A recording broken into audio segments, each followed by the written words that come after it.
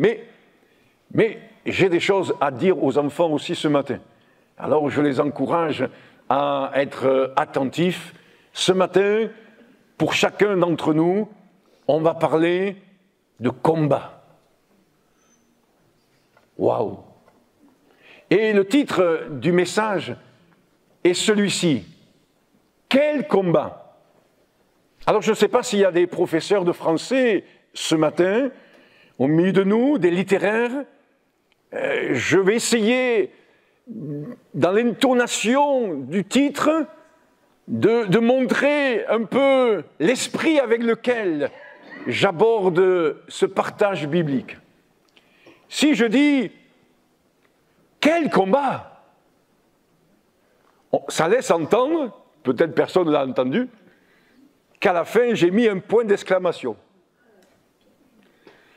Et puis, on pourrait dire aussi autrement les choses. Quel combat? Et là, je ne sais pas si vous l'avez perçu, on peut y mettre un point d'interrogation.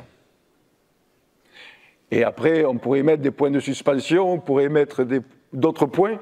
Mais on va essayer de s'attarder ce matin simplement sur ce qui est dit dans la parole de Dieu par rapport à cette dimension du combat. Oh, il y a des choses que nous connaissons, si nous lisons la Bible depuis des décennies, que nous vivons aussi, que nous avons perçues. Mais il me semble que c'est utile de temps en temps de se rappeler cette base, ce fondement de la vie chrétienne. Mais pas simplement de la vie chrétienne, de ce que la Bible nous révèle, dans l'Ancien Testament comme dans le Nouveau Testament. Et c'est vrai, des fois nous pourrions dire, si vous êtes des fans de football par exemple, de dire « Ah, quel match ! C'était génial. Waouh !» comme disent les jeunes. C'était super. C'était intéressant. On a vu les choses qui ont amené à la victoire. Voilà, on aurait pu dire cela. Et on pourrait dire pareil aussi de ce combat que Dieu a mené. Quel combat! Il a triomphé. Il en est sorti vainqueur. Il est allé, oui, jusqu'à la croix. Il a donné sa vie. Mais c'est magnifique. 3 jours après, il est ressuscité d'entre les morts. La pierre a été roulée. Les anges sont venus. La gloire s'est manifestée. Quel combat! Parce que quelle issue extraordinaire. C'est ça, quel combat avec un point d'exclamation. C'est quel combat parce que, oui, l'issue est formidable, elle est glorieuse. Et si il y a des matchs qui ont pu peut-être vous plaire, mais cela n'a eu aucun impact dans votre vie, si ce n'est peut-être un peu d'émotion sur le moment, peut-être même je ne sais pas, d'autres sentiments agréables. Mais le combat que Dieu a mené en Jésus-Christ, il ne nous amène pas simplement quelques émotions. Il nous amène d'être dans une position, nous aussi, de vainqueurs. Amen. Il est vrai que quand nous allons numérer certains passages de la parole de Dieu dans un instant, nous allons nous rappeler, et je le dis de suite, que nous aussi, nous sommes aujourd'hui au bénéfice de ce grand combat que l'Éternel a manifesté, mais aussi nous sommes impliqués dans la réalisation, j'allais dire dans la concrétisation de ce combat. Et nous avons besoin, nous aussi, de rester dans ce combat. Appelé communément dans la Bible le combat de la foi, qui nous amène à la vie éternelle. Enfants, et je ne sais pas si les enfants qui sont là ce matin peuvent considérer les mêmes choses que moi lorsque j'étais enfant, mais qu'est-ce que j'aimais bien à l'église ou à la maison, qu'on me parle de ces différents combats qu'il y a eu dans la Bible. Ah! Alors on s'imagine les choses. Bien sûr, peut-être le plus marquant combat que nous voyons dans la Bible, c'est, cherche à le lire sur vos visages, sur vos bouches. Voilà, c'est ça, je l'ai entendu. David et Goliath. Oh, on s'est imaginé les choses. Et c'était un combat extraordinaire. Magnifique. Et puis, il y a eu d'autres combats. On en verra quelques-uns où je ferai plutôt mention de certains. Moi, il y a un combat qui m'a toujours émerveillé, c'est celui de Gédéon. Avec des cruches. C'est pas péjoratif. Et avec des flambeaux. Quoique des fois, quand on se regarde, on se dit quand même, le Seigneur, il est vraiment miséricordieux, parce que nous sommes misérables. Gédéon avec des cruches, et avec, 300 personnes. Il a triomphé. Oh, il n'avait pas d'armes. Et c'est l'ennemi qui s'est retourné l'arme contre lui. Des choses extraordinaires, surprenantes, étonnantes, qui n'appartiennent que à la manifestation de la grandeur de Dieu. Que dire d'un homme qui, avec une mâchoire d'âne, a gagné le combat. Il se prénomme Samson. C'est surprenant, ces combats. Et que dire de Jonathan avec son porteur d'armes, 2. Il ne savait pas s'il devait mener le combat. On y va, on n'y va pas. Et puis Dieu leur parle. Et puis Dieu les amène à triompher. Oh, c'est vrai. Nous voulons considérer la grandeur, non seulement du combat, l'intensité du combat que Dieu a mené, ne serait-ce qu'en Jésus, à Gethsémane, et puis jusqu'à la croix. Mais nous voulons nous poser aussi la question, mais quel est le combat que je dois mener? Quelle sorte de combat le Seigneur veut que je puisse mener? Le peuple d'Israël a eu sans cesse des ennemis. Il y a eu, on en verra quelques extraits tout à l'heure, Amalek, Moab, Madian, les Philistins, les Assyriens. Et on veut ne pas se tromper dans le combat. Pour nous aussi. Même si nous savons qu'il y a un ennemi, on va dire, principal, Satan, le diable. Nous voulons, avec le psalmiste, dire ceci: je m'écris, loué soit l'Éternel, et je suis délivré de mes ennemis. Il y en a un, mais il y en a aussi plusieurs ennemis. D'où l'importance d'avoir du discernement, et j'y reviendrai, et de ne pas se tromper de combat. Lisez avec moi dans Exode, justement, un de ces combats que le peuple d'Israël a mené.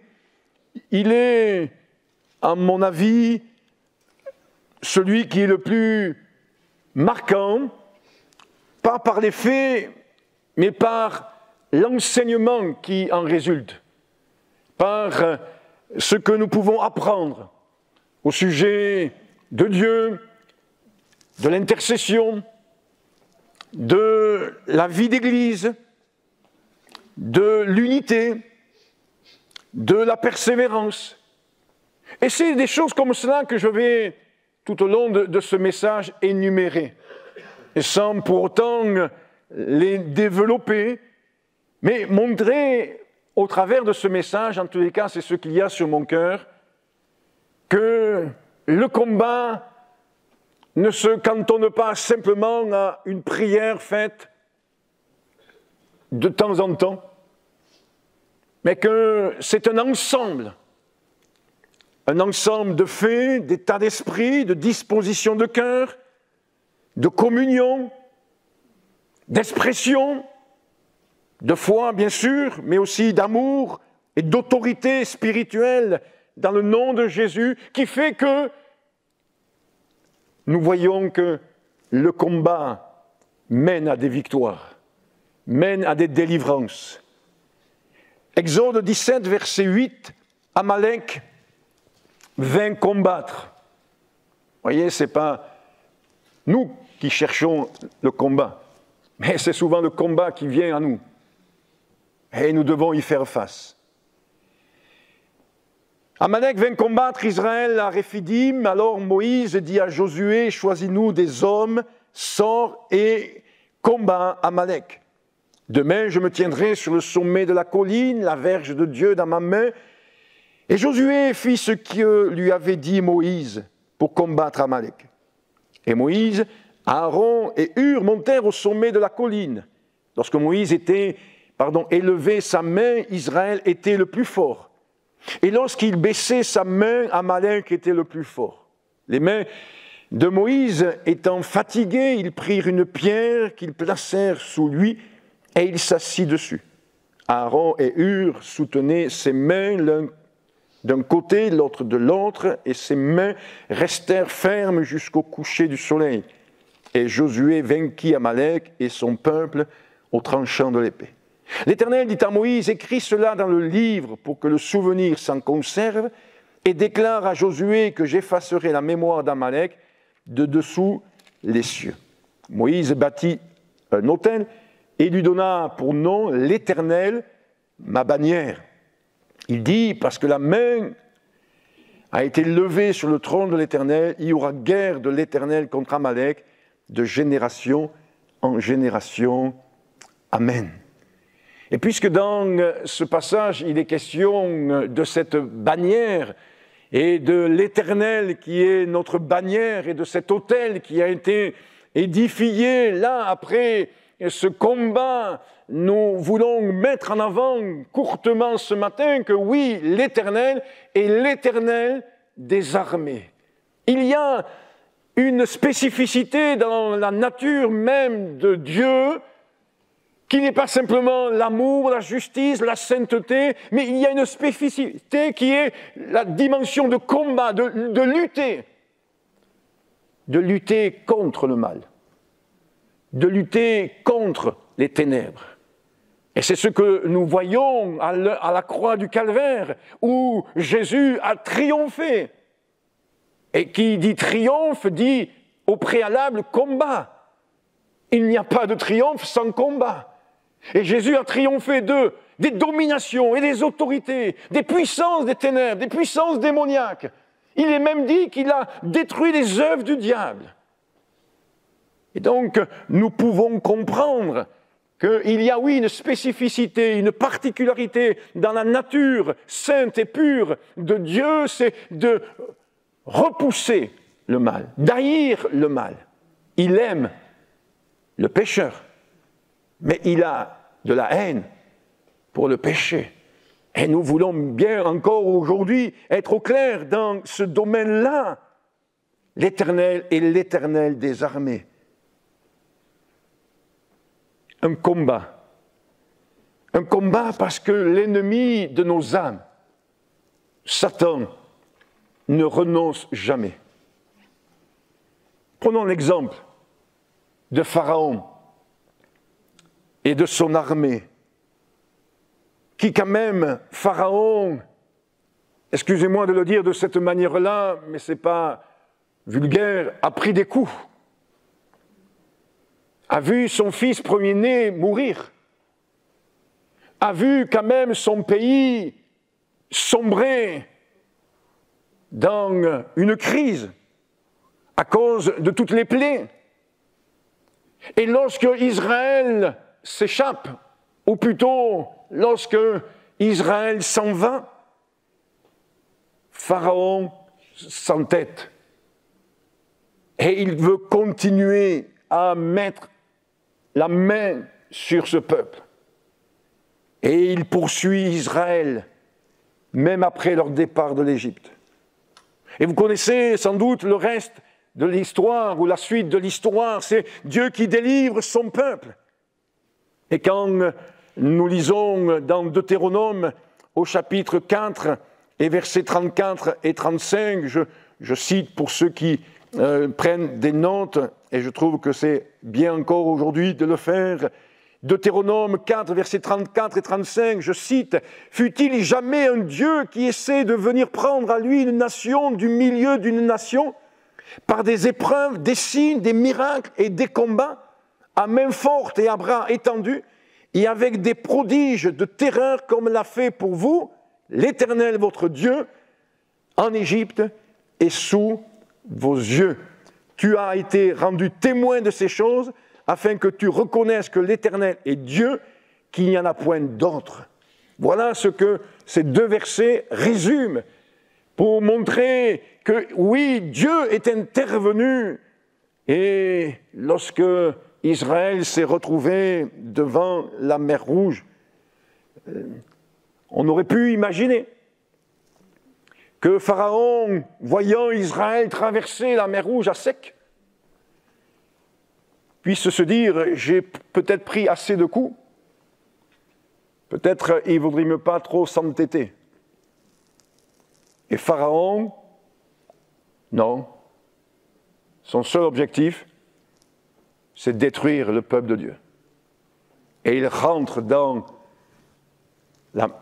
ce passage, et vous savez la suite. Dieu a précipité Pharaon et ses cavaliers et ses chevaux, et le triomphe de Dieu a été manifesté. Nous avons un adversaire, le diable, qui ne lâchera jamais le morceau. Il ne veut que dérober, égorger et détruire. Et souvent, on peut oublier, nous, enfants de Dieu, cela. Et même si tu es enfant de Dieu, et si je suis enfant de Dieu, le diable n'a qu'un seul objectif, c'est qu'on ne soit plus dans cette position. Et ce n'est pas parce qu'on est enfant de Dieu qu'il a baissé les bras en disant « lui, il est intouchable ». Elle est intouchable, non. Jusqu'à ton dernier souffle, jusqu'à mon dernier souffle, il fera en sorte de mettre des bâtons dans les roues, de vouloir nous piéger, de vouloir nous amener à succomber. C'est pourquoi dans notre prière, nous ne voulons pas oublier de dire au Seigneur, oui, de nous garder dans la tentation, afin que nous succombions point au mal. Mais quelle grâce de savoir que l'Éternel des armées, c'est l'Éternel qui combat pour nous.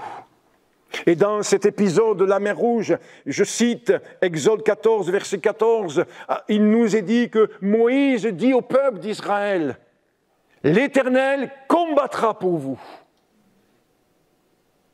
Et vous, gardez le silence. » Et nous voulons vraiment considérer cela, et c'est pourquoi lorsque nous prions, lorsque nous agissons, lorsque nous sommes dans une oppression démoniaque même, lorsque nous sommes dans une situation ténébreuse, eh bien nous proclamons le nom de Jésus-Christ. Puisque Jésus dira, c'est en mon nom, c'est en son nom que nous triomphons et que nous avançons. Alléluia, gloire à l'Éternel. À la croix, c'est Jésus seul qui a remporté la victoire. Et nous proclamons l'œuvre de la croix. Mais, je le disais tout à l'heure, Dieu nous implique dans ce combat. Je dois prendre, entre autres, et je ne peux pas tout dire ce matin à ce sujet, mais je dois prendre, entre autres, l'épée de l'Esprit, la parole de Dieu pour triompher. C'est ce que nous voyons dans Néhémie au chapitre 4. Mais aussi, je dois prendre la prière. Et dans Actes 1, 2, on voit que les 120 étaient réunis. Ça priait. Tous d'un commun accord persévéraient dans la prière. Et quand vous lisez, je le citais tout à l'heure, Néhémie chapitre 4, vous allez voir que tout le peuple là était armé. Tout le peuple était là au travail, tout le peuple était là dans l'intercession. Et c'est pourquoi il me semble que c'est plus que nécessaire encore aujourd'hui ce que nous appelons communément les réunions de prière de l'Église. La vie de prière de l'Église. Certes, la vie de louange, c'est bien. L'évangélisation, c'est génial. Mais la vie de prière. Et nous devons encore aujourd'hui nous poser la question, mais quelle est mon implication dans la vie de prière de l'Église ? Puisque nous voyons par la parole de Dieu que ce combat, il se mène dans l'unité de la foi, dans l'unité de l'esprit, dans l'unité, comme nous voyons, je le répète, dans Actes 1, 2, les 120 étaient là en prière, ils étaient réunis et ils ont prié pour recevoir les promesses de Dieu, la promesse du Saint-Esprit. J'ai grandi en écoutant tout ce qui se passait dans les églises. Et je vous parle des années 70, 80. Et à l'époque, il y a même eu des charters qui ont été faits. Tous les regards se portaient sur la Corée du Sud. Je fais appel à votre mémoire pour ceux qui étaient déjà dans la foi en Christ dans ces années-là. Et tous les regards se portaient sur la Corée du Sud. Un réveil se passait. C'était le cas et c'était vrai. Avec des milliers de personnes, avec des églises, ça dépassait notre raisonnement de 10 000, 20 000, 30 000, 40 000 personnes, avec plusieurs rencontres, réunions dans une journée, avec une montagne de prières. Nous, on a une montagne de difficultés. Non, une montagne de prières.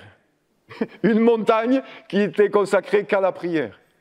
Avec des endroits et des gens entraient, venaient, sortaient, priaient, repartaient au travail, repartaient à la maison. Quelle vie de prière! Et d'une manière beaucoup plus simple peut-être, moins médiatique. Mais dans les années 30 en France, en Normandie, il y a eu là quelques femmes qui se sont tenues dans la prière. Et suite à ces réunions de prière, le réveil est arrivé en France. Oh, il n'a pas eu le même éclat peut-être qu'en Corée du Sud ou dans d'autres pays, mais malgré tout, il y a eu quand même des milliers d'âmes, des dizaines de milliers d'âmes qui ont été arrachées à la perdition éternelle.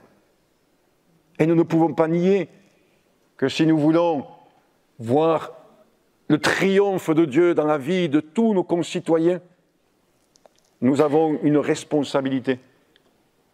C'est de pouvoir mener une intercession, un combat spirituel. Et il se fait, certes, je veux le croire, à votre domicile, à notre domicile. Mais quand je regarde la parole de Dieu, il se fait aussi dans l'unité des chrétiens, dans la communion qui ne peut se faire que dans les rencontres de l'Église. Dans ce combat, je peux compter sur sa force pour bien mener ce que le Seigneur attend de moi. J'aime ce verset de l'apôtre Paul dans Colossiens, chapitre 1, verset 29. Il dit « C'est à quoi je travaille en combattant avec sa force qui agit puissamment en moi. » Je me permets de vous citer la transcription parole vivante qui dit ceci, voilà pourquoi, tel un lutteur, ce n'est pas un boxeur, mais tel un lutteur, je tends tout mon être et je travaille avec acharnement en me confiant dans les forces que me donne celui qui agit puissamment en moi. L'apôtre Paul confesse et reconnaît que s'il peut mener à bien le combat, c'est grâce à la force que le Seigneur donne. Et nous n'oublions pas que c'est un esprit de force que le Seigneur nous a accordé. C'est un esprit qui nous donne de l'autorité. Ce n'est pas une force musculaire, mais c'est une force spirituelle. Et nous avons besoin de considérer cela et de croire que le Seigneur renouvelle nos forces dans le combat, dans la prière, dans l'intercession, jour après jour. Ce qu'un combat implique, et ça sera le deuxième point de ce message ce matin, j'en ai fait allusion tout à l'heure, c'est du discernement. Tout à l'heure, je vous faisais mention de Jonathan et de son porteur d'armes qui était là en haut d'une colline face à l'adversaire, aux Philistins, et qui se posait la question, qu'est-ce qu'on fait? Et puis, ils ont demandé à Dieu. Et Dieu les a éclairés. Vous pourrez lire cela dans la parole de Dieu, comme David aussi qui va consulter Dieu pour savoir comment mener le combat. Et c'est l'histoire de ce bruit dans les mûriers. C'est cette histoire que nous trouvons dans 2 Samuel, chapitre 5, verset 24. Est-ce que c'est un combat que je dois mener? Quelle est l'origine de ce combat? Comment le mener? De quelle manière? Seul?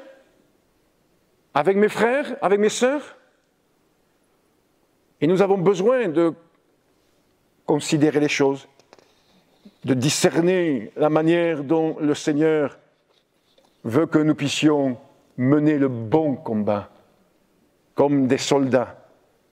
Bien sûr, je ne fais pas allusion ce matin, sinon alors on y serait pour longtemps, de toutes ces armes que le Seigneur Jésus nous donne. Je ne fais pas mention de son armure, mais c'est une réalité que nous considérons jour après jour. Et dans ce combat spirituel, dans ce combat face au mal, face aux ténèbres, nous ne pouvons pas nier que nous avons besoin de courage et nous avons besoin de vaillance. C'est synonyme. Lors du combat d'Israël contre Amalek, nous avons lu l'histoire tout à l'heure, il nous est dit que les mains de Moïse furent fatiguées. Et c'est vrai, reconnaissons-le chacun d'entre nous, si nous ne voulons pas nous fatiguer, ne combattons pas. Quand nous combattons, nous savons que ça va générer de la fatigue. Quand nous jeûnons, et je parle d'un vrai jeûne, pas comme aujourd'hui où on va peut-être sauter un repas, et puis quoique après peut-être le temps de prière, on boira un café avec des biscuits. Ça, c'est pas du jeûne. Un véritable jeûne. Ça génère de la fatigue. Mais la Bible nous dit, et c'est Jésus qui le dira à ses disciples, oui, mais cette sorte de démon, elle ne peut sortir que par le jeûne et la prière. Donc nous comprenons bien que, oui, ça génère de la fatigue. Et je sais qu'aujourd'hui, on est dans une société où on veut mettre en avant la pénibilité. Et se fatiguer le moins possible. Mais quand même, quand nous regardons la parole de Dieu, nous nous apercevons que oui, mener le bon combat, ça génère de la fatigue. Mais quelle grâce de savoir que si nous sommes fatigués, nous pouvons venir à Jésus. Parce que, nous fois, quand nous lisons Matthieu chapitre 11, versets 29, 30 et 31, nous oublions ce style de fatigue. Mais Jésus le dira, « Venez à moi, vous tous qui êtes fatigués, et je vous donnerai du repos. » Oui, mener le combat, ça génère de la fatigue. Mais quelle grâce de pouvoir venir à Jésus, et il nous régénère. Il régénère notre foi, il régénère notre courage, il régénère notre zèle, notre hardiesse, il nous renouvelle, il nous vivifie. Et on est étonné, on est surpris de voir de la manière dont le Seigneur est capable de nous soutenir, même si nous avons été fatigués à cause du combat mené dans la prière, dans l'intercession, dans le soutien pour mener à bien l'œuvre d'évangélisation, de témoignage pour le salut de notre monde. Il en faut du courage. Il en faut du courage. On s'encourage souvent les uns et les autres. Et on a raison de le faire. On a raison de s'encourager. S'encourager à persévérer. Oui, c'est ce que nous voyons dans le texte que nous avons lu tout à l'heure. L'exemple de Josué contre Amalek. Puisqu'il nous est dit qu'il gagnait. Il y avait l'ennemi qui prenait le dessus. Puis il reprenait le dessus sur l'ennemi. Puis l'ennemi reprenait le dessus. Quel combat âpre. Âpre. Et le combat spirituel, c'est un combat âpre. Malheureusement, l'ennemi, il ne sait pas imposer des règles. Tout est permis chez lui. Sauf que Dieu est souverain.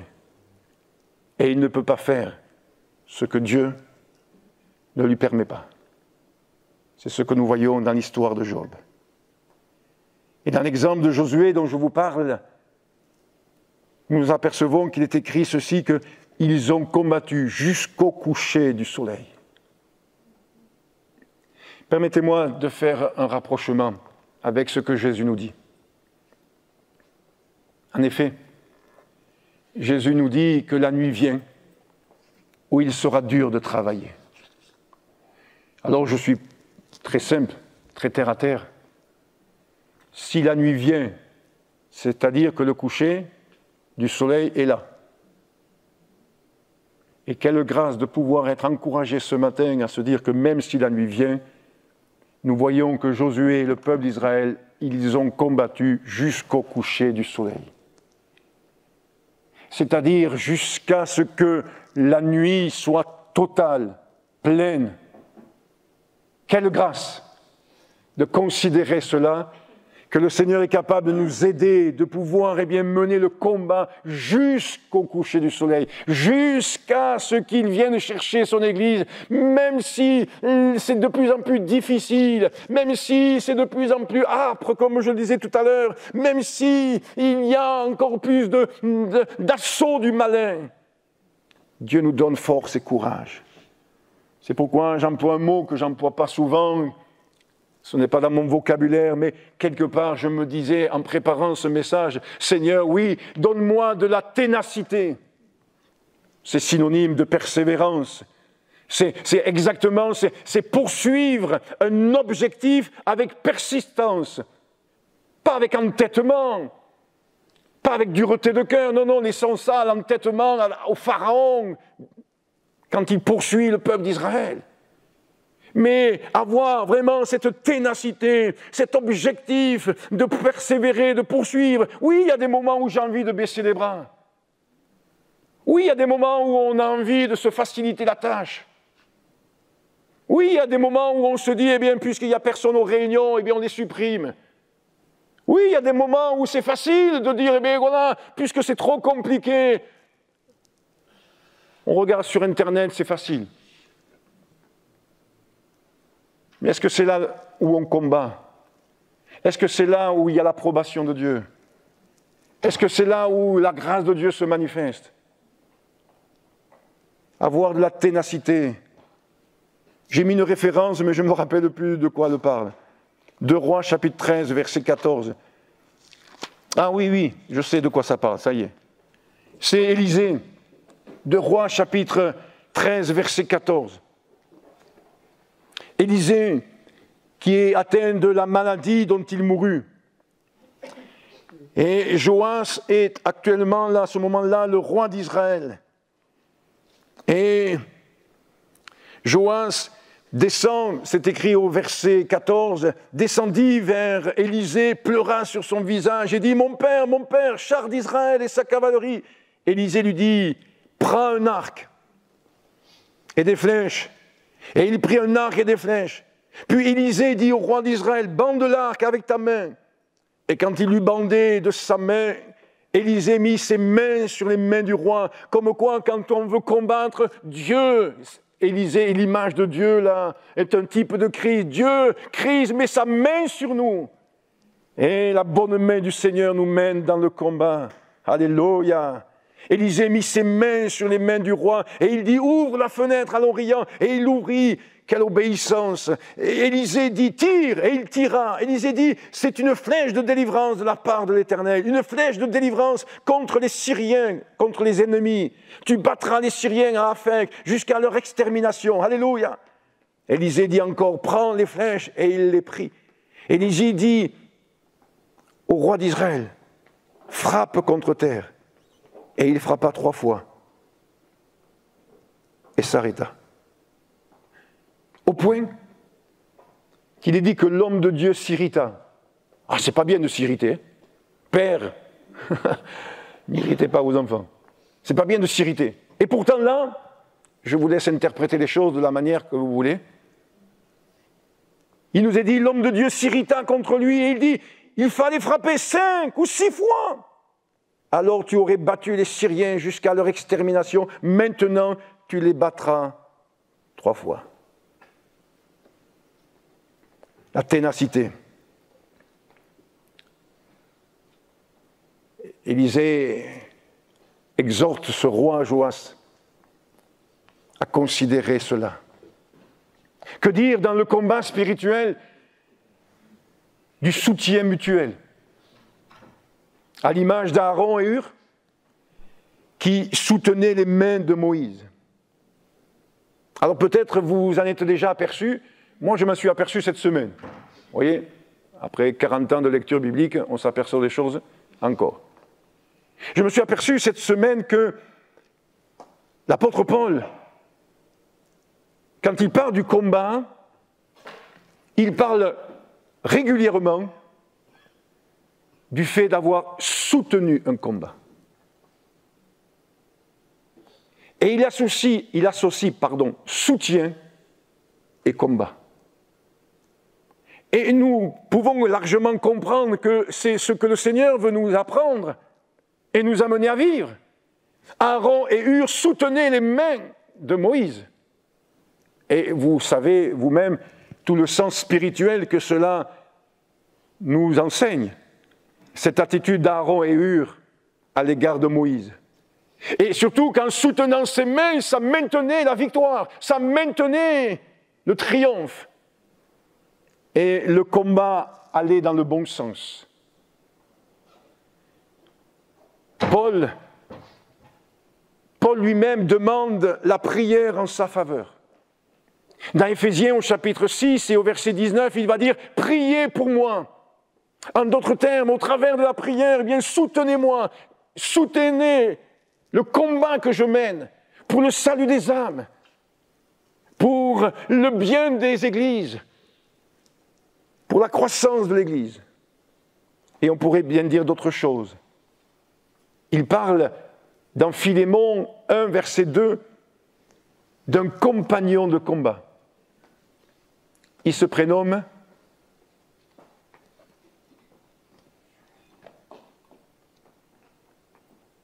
Épaphrodite. Cherchez sur mes notes. Épaphrodite. Le sens de son prénom est intéressant d'être relevé ce matin.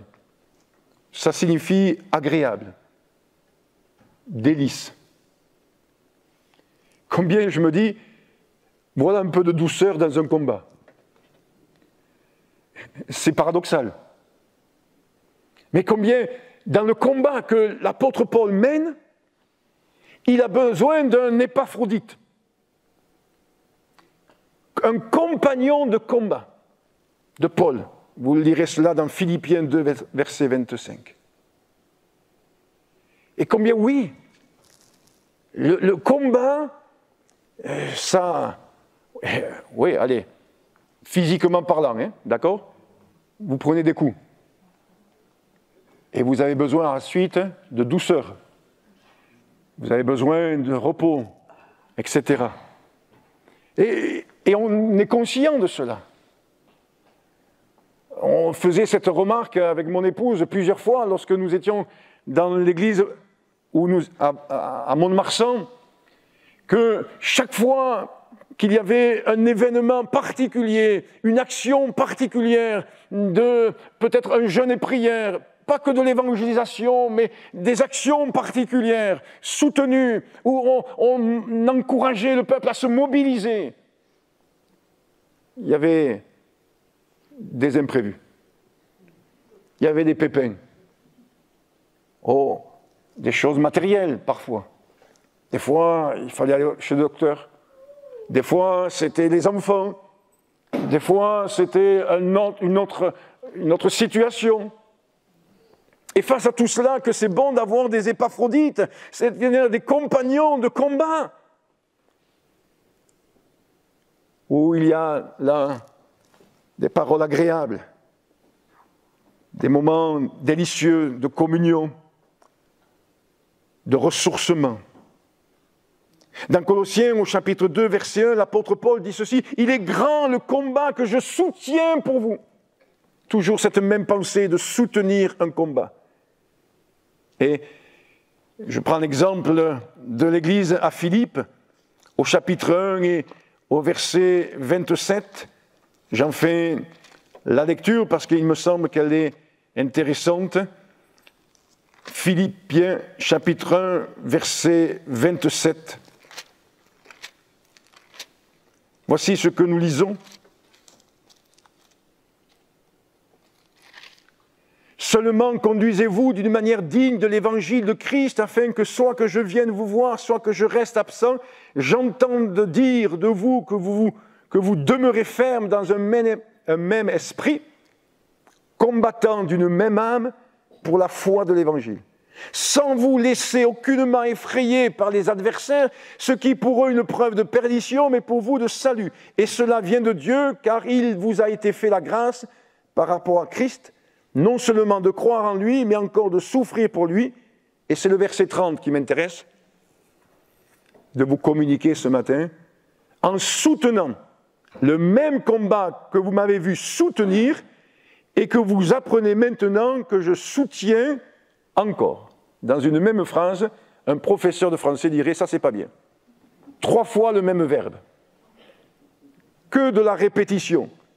Mais si l'apôtre Paul, et c'est dans sa manière d'écrire, répète les choses, c'est parce qu'il veut insister et il veut nous amener à comprendre qu'un combat, ça se soutient.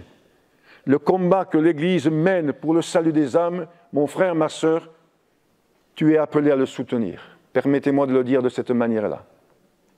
Tu es appelé, vous êtes appelé à le soutenir dans la prière, voire dans le jeûne. Nous sommes appelés, nous, Église de Jésus-Christ, ici à Ganges, à soutenir le combat que les actions missionnaires font dans le monde. Et je ne parle pas de soutien financier et matériel. Comprenez bien l'état d'esprit avec lequel je prêche ce matin. Nous sommes appelés à les soutenir dans la prière, dans l'intercession, dans le combat de la foi. Nous sommes appelés à soutenir dans un combat spirituel ce que nous avons pu entendre dernièrement du Pakistan. Et d'ailleurs, oui, nous sommes appelés à les soutenir, ces missionnaires, ces évangélistes, ces sœurs et ces frères qui, sont engagés dans des ONG chrétiennes, dans des dispensaires, dans des écoles, dans le monde entier pour annoncer l'évangile au travers d'un soutien scolaire. Tiens, soutien scolaire. Quelle grâce de pouvoir comprendre que je suis appelé à soutenir. À quel degré tu soutiens l'œuvre de Dieu, mon frère? À quel degré nous soutenons l'œuvre de Dieu? Vous soutenez l'œuvre de Dieu, ma sœur. Et nous avons besoin de laisser, je le crois, le Saint-Esprit déposer ces choses en nous pour nous amener à comprendre. Je termine donc avec le 3e point, mais n'ayez crainte, je vais le raccourcir. Les particularités de ce combat. Il faut être stratégique. et je mentionne juste une chose que vous connaissez très bien, donc je passe, parce que j'espère que c'est acquis. 2 Chroniques, chapitre 7, verset 14. Voilà une stratégie que Dieu nous révèle pour voir le triomphe de Dieu dans notre pays. Si mon peuple, sur qui est invoqué mon nom, s'humilie, prie et me cherche, on oublie souvent cela, et cherche ma face. Et s'il se détourne de ses mauvaises voies, je l'exaucerai des cieux, je lui pardonnerai son péché et je guérirai son pays. Je note pour vous ce matin, mais vous le savez déjà, que les particularités de ce combat, c'est que les moyens que nous disposons sont aux yeux des hommes ringards et faibles. Je dis bien aux yeux des hommes, sont à dénigrer. Et ces moyens, je faisais mention de certains tout à l'heure, comme la mâchoire d'âne, comme une fronde, comme une pierre polie, et bien d'autres exemples que nous voyons dans l'Ancien Testament, c'est ringard. Peut-être pour certains de prier. Et pourtant, Dieu nous dit que la prière du juste a la prière fervente, on oublie le côté fervent des fois, la prière fervente. Que dire que de mettre la parole de Dieu en avant? Tout à l'heure, quand j'ai lu un texte, je vous ai cité que la verge de Dieu était dans la main de Moïse. Et cela nous parle de la parole de Dieu. Et nous mettons la parole de Dieu en avant dans le combat. C'est ce que fit Jésus lorsqu'il fut tenté. Il a mis la parole de Dieu en avant. Et dans l'intercession, dans le combat spirituel que peut-être nous mènerons tout à l'heure, eh bien nous voulons mettre en avant la parole de Dieu. La confesser, la proclamer face aux ténèbres, face à la maladie, face aux démons, face aux ruses du malin.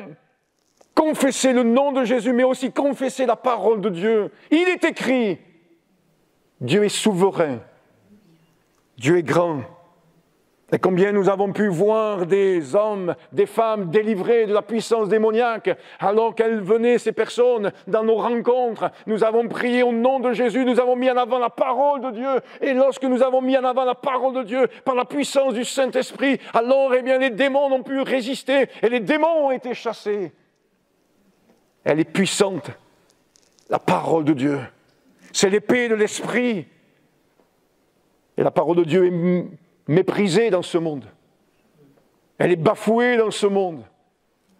Il y en a certains qui disent qu'il faut la dépoussiérer, la parole de Dieu.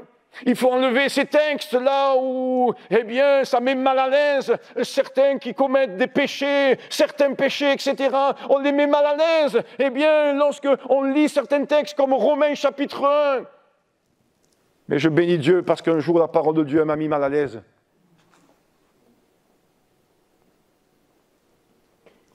Et ça m'a amené à me repentir.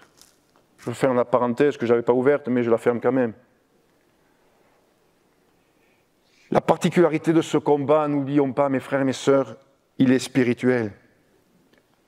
C'est pourquoi, dans 2 Corinthiens 10, 3 et 4, je fais juste que citer, il nous est parlé des armes défensives et offensives. Peut-être on aura l'occasion de s'y entretenir plus longuement sur ce passage. Et avant de dire un mot de conclusion, la particularité de ce combat que nous menons, c'est que son issue, elle est connue d'avance. Le règne de Dieu, l'enfer pour le diable et ses démons, la victoire pour le peuple de Dieu, la victoire pour l'Église de Jésus-Christ, le règne de 1000 ans pour les racheter, et l'éternité pour ceux qui sont à Christ, lavés par le sang de Jésus et qui auront maintenu leur robe blanche, comme nous le dit la parole de Dieu. Alors, soyons participants et acteurs de ce combat, et avec l'homme de Dieu, prénommé Paul, que nous puissions dire à la fin de notre vie, « J'ai combattu ». Ce n'est pas « j'ai assisté », c'est « j'ai combattu ». Ce n'est pas « j'ai su », c'est « j'ai combattu ». Que Dieu nous donne de pouvoir dire « oui, j'étais participant, acteur de ce combat ». Prions le Seigneur et demandons-lui sa grâce et son aide. Merci d'avoir remporté le grand combat. Cette victoire, elle ne se discute pas. Elle ne se discute pas sur tapis vert. Elle ne se discute pas dans les tribunaux. Cette victoire, tu l'as acquise, Jésus, à la croix du Calvaire. Et tu règnes dans le ciel. Et nous le confessons, nous, Église de Jésus-Christ, ce matin, tu règnes dans le ciel et tu as fait de tes ennemis ton marchepied. Alléluia! Nous proclamons ta grandeur, Seigneur, et nous te remercions de nous permettre ce matin d'être participants, de proclamer ta victoire, Seigneur, et de proclamer que en toi, nous sommes plus que vainqueurs. Merci, Jésus, de soutenir, Seigneur, chacun de tes enfants qui composent cette assemblée et donne-nous de mener le bon combat et à la fin de notre marche, de pouvoir te dire et de pouvoir dire plutôt « j'ai combattu le bon combat ». Merci Seigneur. Amen. Amen.